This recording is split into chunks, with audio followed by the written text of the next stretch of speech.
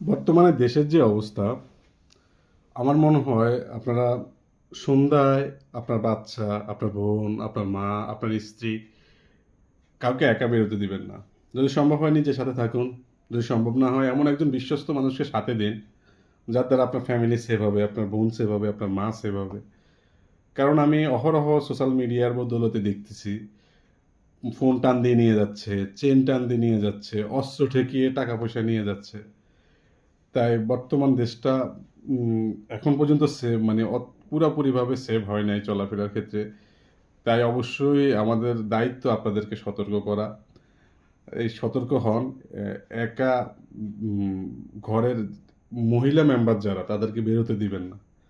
আমরা পুরুষরা তো জীবনের তাগিদে সংসার এবং বাচ্চাদের ক্ষেত্রে রিজিকের ব্যবস্থা আল্লাহ যেহেতু আমাদের মাধ্যমে করে থাকেন, আমরা বেরোতেই হবে।